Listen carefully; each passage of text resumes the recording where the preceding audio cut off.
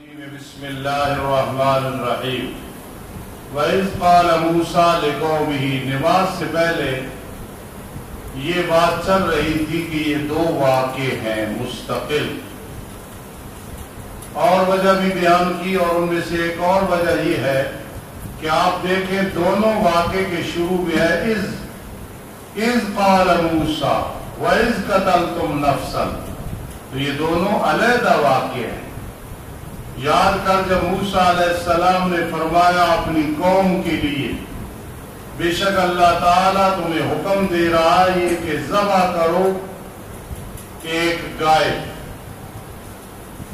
مطلقاً گائے مراد تھی، جون سی ذبح کر دیتے اللہ قبول کر لیتا، لیکن کہتے ہیں کیا تو پکڑتا ہے ہمیں مذاق، ہمارے ساتھ مذاق کر رہا ہے، گائے ہم ذبح کریں؟ فرمایا میں اللہ کی پناہ میں آتا ہوں یہ کہ ہوں میں جاہلوں سے۔ ایسے موقع پہ مذاق کرنا، استہزاء کرنا یہ جاہلوں کا کام ہے، میں اللہ کی پناہ میں آتا ہوں کہ جاہلوں سے ہوں، میں جاہل نہیں ہوں۔ کہنے لگے اچھا دعا کر ہمارے لیے اپنے رب سے، بیان کرے ہمارے لیے کیسی ہو پھر وہ گائے، کتنی عمر ہو اس کی۔ فرمایا بے شک وہ اللہ کہہ رہا ہے کہ بے شک وہ گائے ہو نہ فارض بوڑھی ہو نہ جوان ہو، اوان بین ذالک اس کے درمیان ہو، اس کے درمیان ہو۔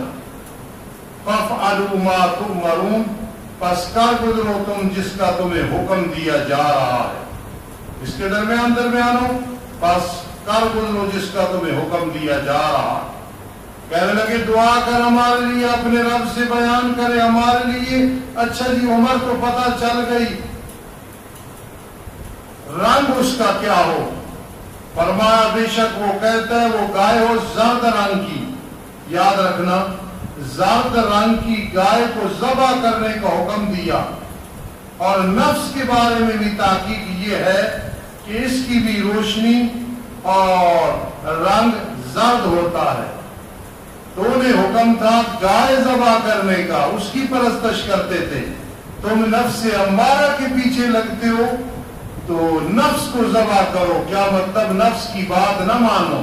قد افلح من زکاہا وقد خاب من دساہا، اس نفس کو محبت کی چھری سے ذبح کرو، اس کو اپنے تابع بناؤ، اس کو اپنی سواری بناؤ، اس کے لیے سواری نہ بنو۔ یہ بات ذہن میں رکھ لے، ایک نقطہ۔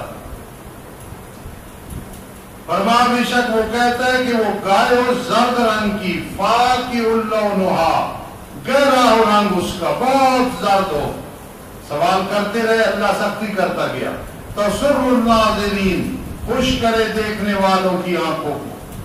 پھر کہتے ہیں دعا کر ہمارے لیے موسیٰ، اپنے رب سے بیان کرے ہمارے لیے وہ کیسی ہو، وہ کوئی کام کرنے والی ہو، پانی اس کے ذریعے سے نکالا جاتا ہو، یعنی کنویں سے، اس کی کیا کیفیت ہو کام کرنے کے حوالے سے۔ بے شک گائے یار مشتبہ ہو گئی، ہم پہ رل مل گئی ہے، کوئی پتہ نہیں چل رہا، اور بے شک ہم اگر اللہ نے چاہا تو البتہ راہ راست پہ چلنے والے ہوں گے۔ اگر یہ انشاءاللہ نہ کہتے تو قیامت تک انہیں گائے نہ ملتی۔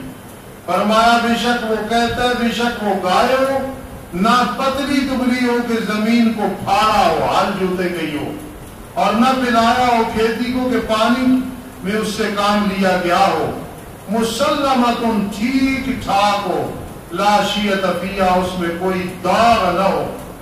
اب جب دیکھا کہ دن بدن سختی ہو رہی ہے، کہنے لگے الآن جئت بالحق، اب لایا نا تو حق کو، فذبحوها وما كادوا يفعلون پھر انہوں نے ذبح کیا اس گائے کو، اور نہیں قریب تھے کہ وہ یہ کام کرتے، لیکن مجبوری سے کرنا پڑا۔ آخر انہیں گائے ملی ایک نوجوان کے پاس، اس کا والد نیک آدمی تھا، فوت ہو گیا، اور وہ ایک گائے کا بچہ جنگل میں چھوڑ گیا تھا۔ یا اللہ یہ امانت ہے میرے بچے کو دے دینا۔ اور یہ لڑکا ماں کا فرمانبردار تھا، جب یہ ساری صفات اس گائے میں ملی، اس نے کہا جی اس کا چمڑا سونے سے بھر کے دو، انہیں دینا پڑا۔ اللہ مدبر الامور ہے، ماں باپ اور اساتذہ کی خدمت سے رب کائنات ایسا سبب بناتے ہیں کہ مٹی کو سونا بنا دیتے ہیں، اور اگر ماں باپ اور اساتذہ ناراض ہو تو سونا مٹی بن جاتا ہے، اور اگر راضی ہو تو مٹی کو سونا بنا دیتا ہے۔ اب دیکھا یہ کان برًا لأمہ، اپنی ماں کا بڑا فرمانبردار تھا۔ اللہ نے اس مالک کو کتنی بڑی دولت سے نوازا، فذبحوها، پھر انہوں نے اس کو ذبح کیا اور نہیں قریب تھے کہ وہ کرتے۔ دوسرا واقعہ، وَإِذْ قَتَلْتُمْ نَفْسًا فَادَّارَأْتُمْ فِيهَا وَاللَّهُ مُخْرِجٌ مَا كُنْتُمْ تَكْتُمُونَ۔ یاد کرو جب تم نے قتل کیا ایک جان کو، تم نے نہیں، تمہارے وڈیروں نے، یہ استعارہ تصریعیہ ہے، یہ استعارہ تصریعیہ ہے جی۔ یاد کرو جب تم نے قتل کیا ایک نفس کو، پھر تم اس میں اختلاف کرنے لگ گئے، تدارعتم تھا، ایک دوسرے پہ ڈالنے لگے، تو نے قتل کیا، حالانکہ اسے چچا کے بیٹوں نے وراثت حاصل کرنے کے لیے قتل کیا تھا، اور اللہ پاک ظاہر کرنے والا تھا جس کو تم چھپا رہے تھے۔ پھر ہم نے کہا مارو اس قتیل کو، میت کو، گائے کے بعد حصے کے ساتھ۔ اگر گائے، توجہ، اگر گائے جو ذبح کی تھی مقصد یہ تھا کہ یہ آدمی زندہ ہو جائے اس گائے کی وجہ سے، تو پھر بے واضح کا مرجع ہوگا گائے کے بعد حصے کے ساتھ اس کو مارو، زندہ ہو جائے گا۔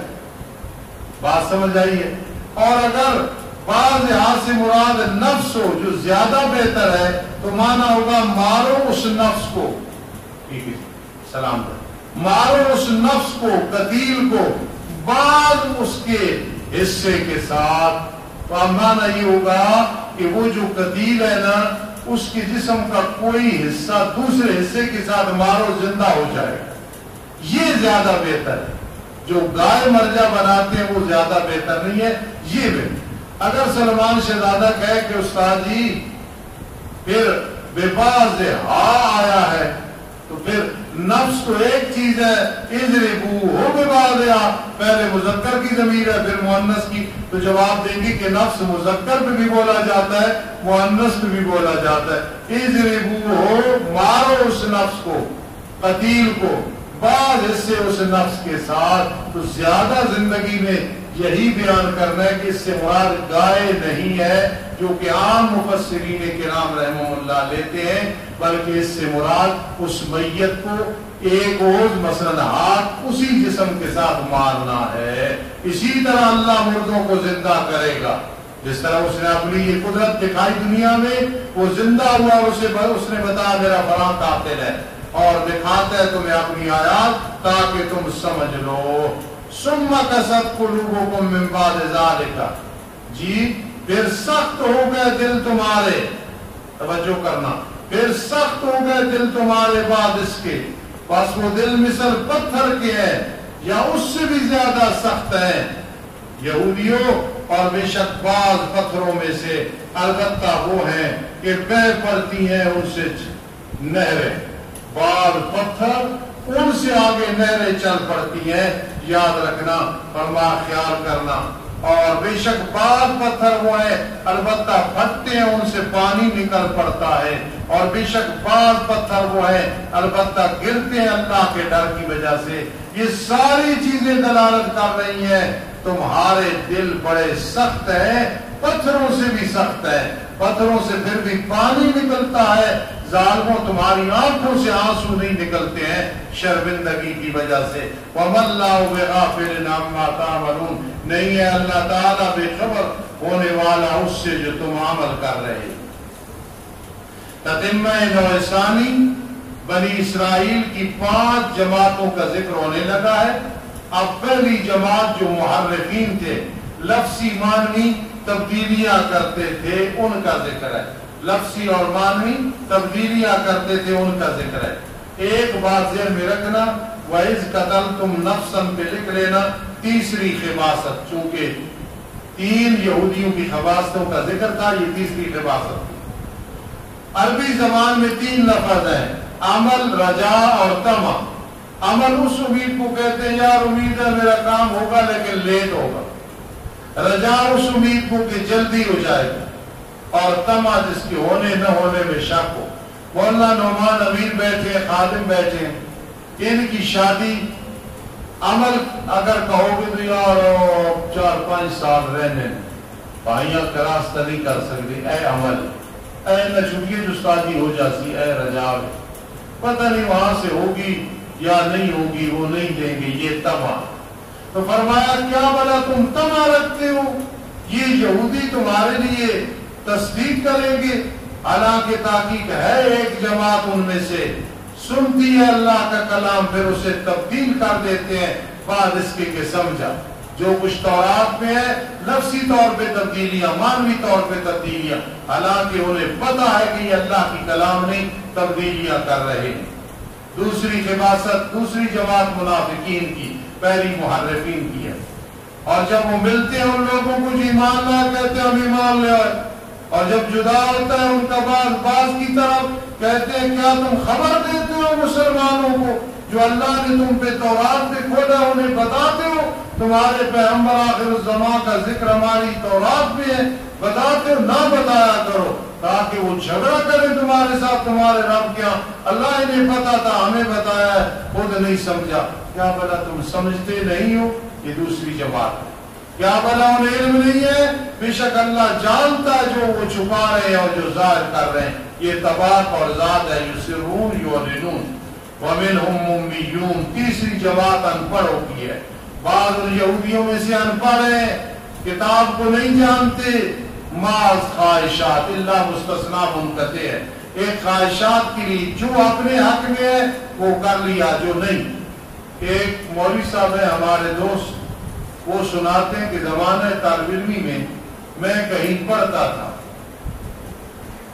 تو کہتے ہیں کہ میں اپنے کلاس فیلو کے ساتھ ایک مسجد میں چلا گیا، اس مسجد میں جو لوگ تھے وہ شرک و بدعت کرنے والے تھے، اس نے مجھے کہا جماعت کراؤ، میں نے جماعت کرائی تو میں نے آیت پڑھی قُلْ إِنَّمَا أَنَا بَشَرٌ مِثْلُكُمْ يُوحَىٰ إِلَيَّ، قرآن ہے نا کہ میں بشر ہوں مثل تمہارے، فرق یہ ہے میری طرف وحی کی جاتی ہے، میں پیغمبر ہوں، نبی آخر الزمان ہوں، تم امتی ہو، تم گنہگار ہو، میں معصوم ہوں۔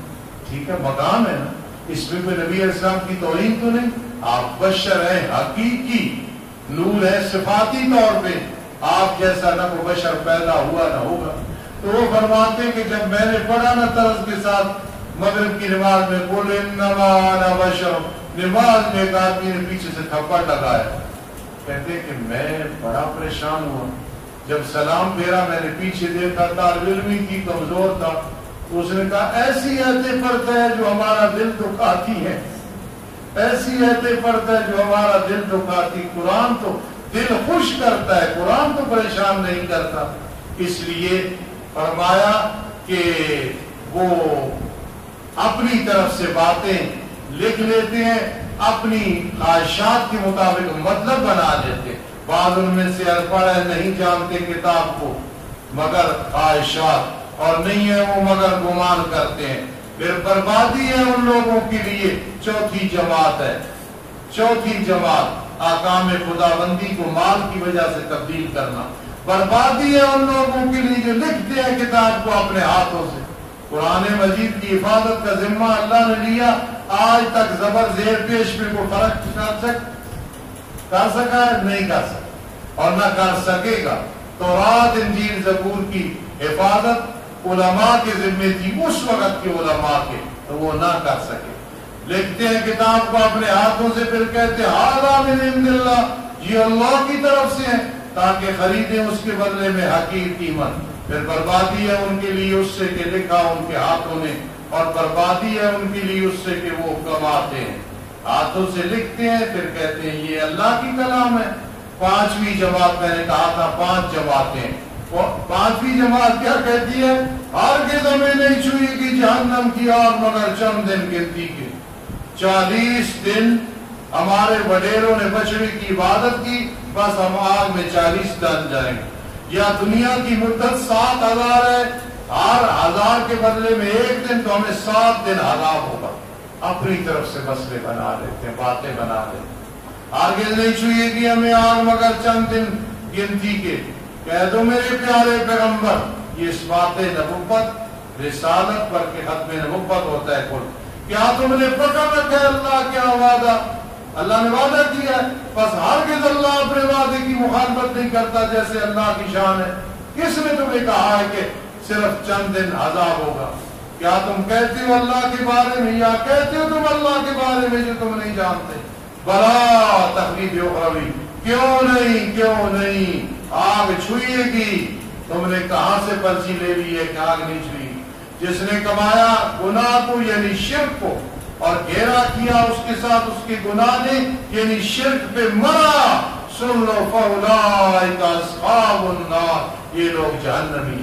چاہے شرک فی العلم کہ اللہ کے سوا کسی کو عالم الغیب پانا، شرک فی الدعا اللہ کے سوا کسی اور کو پکارا، یا فلاں مجھے کام آ، شرک فی تصرف کے فلاں بھی چھوٹے چھوٹے کام ہمارے کر دیتا ہے، اللہ نے اسے اختیار دی ہے۔ یا شرک فی العبادت کہ بدنی قولی مالی عبادت غیر اللہ کی جس نے بھی شرک کیا ساری قسمیں یا کوئی ایک قسم شرک کی بدبو بھی آ گئی، فاولئک اصحاب النار، یہ لوگ جہنمی۔ شرک سید کرے جہنم میں جائے گا اگر توبہ نہ کی مرنے سے پہلے۔ اور نائی اور موچی اور کمہار جنہیں لوگ کچھ نہیں سمجھتے، حالانکہ قوموں کا کوئی اعتبار نہیں، وہ موحد ہو تو سیدھا جنت میں جائے۔ مدرسے کا پڑھا ہوا شرک کرے تو جہنمی ہے، جاہل توحید پرست ہو تو انشاءاللہ جنتی ہے۔ معیار ہے عقیدہ ٹھیک ہو، شرک تو شرک کی بدبو تک نہ آئے، بدعت تو بدعت کی بدبو تک نہ آئے۔ اولئک اصحاب النار، یہ لوگ جہنمی ہیں، یہ اس میں ہمیشہ رہیں گے۔ اور بشارت اخروی تقابل آیا، والذین آمنوا، اور وہ لوگ جو ایمان لائے اور عمل کیے انہوں نے، ہم ضمیر اچھے، اولئک اصحاب الجنہ، یہ لوگ جنتی ہیں، مبتدا جی، ہم فیہا خالدون، یہ جملہ خبر بن رہا ہے، وہ اس جنت میں ہمیشہ ہمیشہ رہنے والے ہوں گے۔ اللہ ہم سب کو جنتی بنا۔ الحمدللہ رب العالمین والعاقبۃ للمتقین والصلاۃ والسلام علی رسول محمد وآلہ وصحبہ۔ اللہ میرے اس چھوٹے سے ادارے کے تمام طلبہ کرام کا کامیاب ہو جانا تیری رحمت کے ساتھ ہے۔ اللہ اس کام کو مبارک بنا، نظر بد سے محفوظ فرما۔ اللہ ہمارا یہ کام تیری رضا کے لیے تو راضی ہو گیا، ہماری ساری خوشیاں ہمارے حصے میں آ جائیں۔ دنیا میں بھی ہم پہ راضی ہو، مرتے وقت بھی راضی ہونا، قبر میں بھی رحمت کرنا، پل صراط پہ بھی رحمت کرنا، میدان محشر پہ بھی رحمت کرنا، حساب و کتاب کے وقت بھی رحمت کرنا۔ اللہ ہر لحاظ سے ہماری حفاظت فرما، ہم کمزور ہیں، یا حافظ بحفظانی یا مؤمن بامانی، اللہم استر عوراتنا وآمن رواتنا۔ میرے ایک بڑے اچھے دوست شاگرد محسن ہیں، چیئرمین ندیم احمد اسلام آباد میں رہتے ہیں، ان کی طبیعت کچھ ناساز ہے، آپ اللہ کے ولی ہو گئی، خصوصی دعا کرو اللہ انہیں صحت عطا فرما، صحت عطا فرما، ان کی زندگی دراز فرما۔ اور بھی جتنے ہمارے بزرگ دوست، اپنے بیگانے دوست، دشمن بیمار اہل ایمان، اللہ سب کو صحت عطا فرما دے، جو فوت ہو گئے ان کی مغفرت فرما دے، اللہم اغفرہم، اللہم ارحمہم، اللہم اعذہم من عذاب القبر، اللہم ادخلہم فی جنات النعیم۔ اللہ آج تک جن شاگردوں نے میرے پاس پڑھا ہے، دنیا کے جس کونے میں ہے، سب کو قرآن کی خدمت کے لیے قبول فرما دے، دین کی خدمت کے لیے قبول فرما دے، علوم اور فنون پڑھانے کی توفیق نصیب فرما، آمین یا رب العالمین برحمتک یا ارحم الراحمین۔